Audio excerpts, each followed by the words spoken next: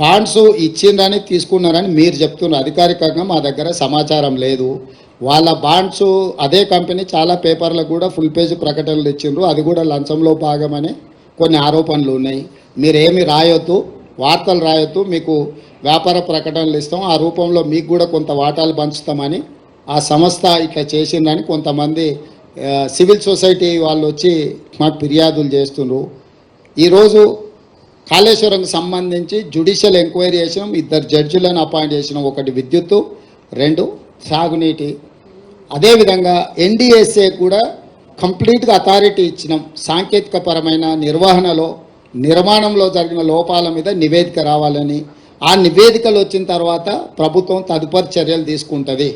ఈ దేశము పట్టపగలు అర్ధరాత్రి పూట ముంబైలో AK-47 పెట్టి దేశ ప్రజల్ని కాల్చి చంపినా కూడా కసబును కూడా ఉరేయాలంటే ఒక చట్టబద్ధమైన విచారణ చేసిండ్రు.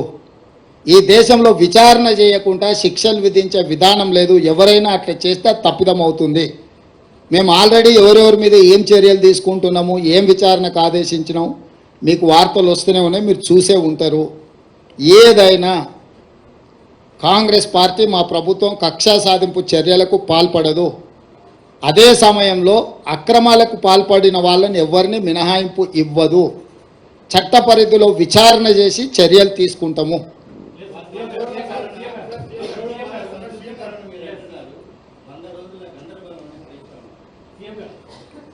వాళ్ళ పార్టీలో ఉన్న గందరగోళం, కుటుంబంలో ఉన్న తగాదాలను ఆయన పరోక్షంగా ప్రస్తావిస్తున్నాడు. ఆయన పాపం జాలి పడాల్సిన సందర్భం. నిన్న అక్కడికి వెళ్ళిండు, చేతులు కట్టుకొని నించున్నాడు. ఇవాళ ఇట్లయింది, రేపు ఎట్లయితుందో అని. రమేష్,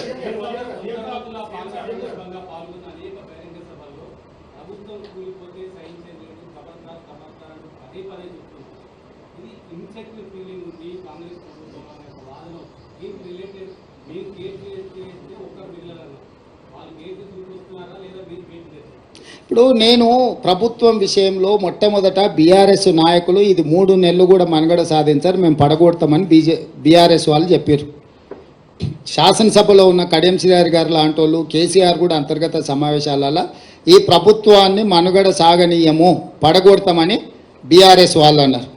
సేమ్ డాక్టర్ లక్ష్మణ్ గారు బీజేపీ నాయకులు కూడా ఈ ప్రభుత్వం పార్లమెంట్ ఎన్నికల తర్వాత పడిపోతుందని వారు అన్నారు. వీరి దగ్గర ఉన్నది 39, వారి దగ్గర ఉన్నది 8. ఏ లెక్కలు కూడినా కూడా వీళ్లకు లెక్క కుదరదు.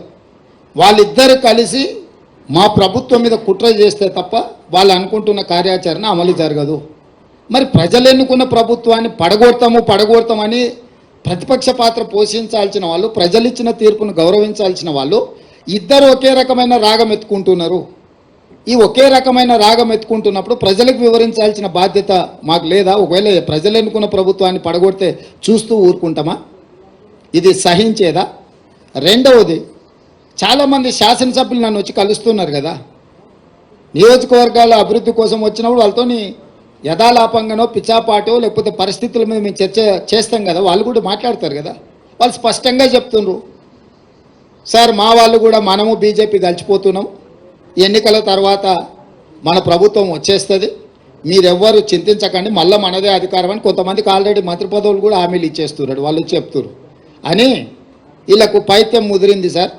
అట్లాంటి పరిస్థితి ఏదైనా వస్తే మేమంతా సిద్ధంగా ఉన్నాం ఈ ప్రభుత్వాన్ని నిలబెట్టడానికి. ఇన్నాళ్లకు ముఖ్యమంత్రి శాసనసభ్యులను కలిసి నియోజకవర్గ సమస్యలు వింటున్నాడు. మేము అందులో ఉన్న 10 ఏళ్ళలో మేము ఎన్నడూ చూసిందే లేదు సార్, నువ్వు టీవీలలో తప్ప మా బాధ మా గోడు విన్నదే లేదు. ఈ మాత్రం స్వేచ్ఛ ఉంటే స్వేచ్ఛ ఉన్న ప్రభుత్వాన్ని మళ్ళీ వదులుకొని నిర్బంధాలు తెచ్చుకుంటామా సార్? నువ్వు ఎప్పుడు చెప్తే అప్పుడు వచ్చి మీకు అండగా నిలబడతాను సార్, మీ పక్కనే నిలబడతావు, నువ్వు ఎట్లా చెప్తే అట్లా అని ఎమ్మెల్యేలు నాకు చెప్తున్నారు కదా. నేను అందుకే చెప్పిన, నిజంగానే ఆ పరిస్థితి ఉత్పన్నమైతే ఒక్కసారిగా మేము నిర్ణయించుకుంటే ఇక ఆ 3 4 తప్ప 5వ మనిషి వాళ్ళకి మిగిలడు.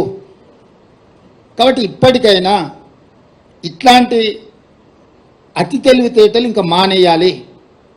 మేము ప్రజలిచ్చిన తీర్పును గౌరవించి ఒక మంచి పరిపాలన అందించాలని పాలన మీద మాత్రమే దృష్టి పెట్టినము. పార్టీ ఫిరాయింపులను కానీ కక్ష సాధింపులను కానీ మేము చేపట్టాలని అనుకోలేదు అందుకే వచ్చిన మొదటి రోజు నుంచి రోజుకు 18 గంటలు మేము, మా మంత్రులు, మా ఎమ్మెల్యేలు ప్రజలకు అందుబాటులో ఉండే ఒక మంచి పరిపాలన, తెలంగాణ మోడల్, వైబ్రెంట్ తెలంగాణ దేశ ప్రజలకు చూపించాలనే ప్రయత్నం చేస్తున్నాము. కానీ ఒకవేళ ప్రభుత్వాన్ని పడగొట్టే పోటీ వాళ్ళు పెట్టిండ్రు అనుకో, దాన్ని నిలబెట్టే ప్రయత్నం కూడా మేము చేస్తాం కదా. కాపాడే ప్రయత్నం కొంతమంది చేస్తారు, ఎదుర్కొనే ప్రయత్నం మేము చేస్తాం. దీన్ని నిలబెట్టి వాళ్ళకు గుణపాఠం చెప్పేవాళ్ళు వాళ్ళు ఉంటారు.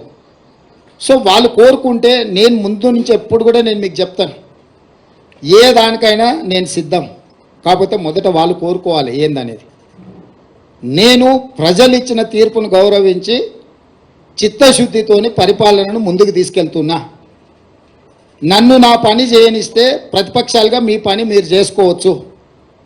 నాకేదో కాళ్ళలో కట్టబెట్టాలి, ఈ ప్రభుత్వాన్ని పడగొట్టాలనుకుంటే 10 ఏళ్ళు ప్రతిపక్షంలో మిమ్మల్ని దించుతామని చెప్పినాం, దించి చూపించినాం.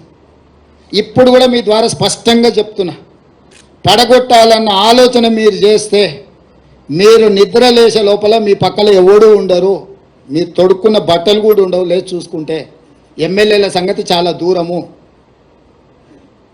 అట్లా ఒకవేళ వాళ్ళు కోరుకుంటే నాకు ఏమీ అభ్యంతరం లేదు. మీరు తారీఖు చెప్పండి, పడగొట్టేది ఏందో చెప్పండి, దాని పరిణామాలు ఏందో నేను చెప్తా. తారీఖు నిర్ణయించుకోమని చెప్తున్నాను నేను. ఒకవేళ ఈ ప్రభుత్వాన్ని పడగొడతాము అని మీరు బింకాల కోసం, పొంకనాల కోసం మాట్లాడుకుంటే నాకేం అభ్యంతరం లేదు. ఎందుకంటే పొంకనాల పోసిగానికి 3 ఎడ్లు 36 దొడ్లు అని వెనకడికి పెద్దోళ్ళు చెప్పారు.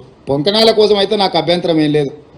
కానీ ఇట్లేదన్నా వ్యవహారం చేస్తే మాత్రం దానికి తగ్గ ప్రణాళిక మా దగ్గర సిద్ధంగా ఉన్నది. ఎవరేం మా మిత్రులు ఈ ఒక మంచి ప్రభుత్వం పడిపోతుందేమో అని ఎవరు ఆందోళన చెందాల పని లేదు. 10 సంవత్సరాలు మా ప్రభుత్వం ఉంటుంది. 94 నుంచి 2004 10 సంవత్సరాలు టీడీపీ ఉన్నది. 2004 నుంచి 2014 వరకు కాంగ్రెస్ అధికారంలోని, 2014 నుంచి 2023 వరకు బీఆర్ఎస్ అధికారంలో ఉన్నది.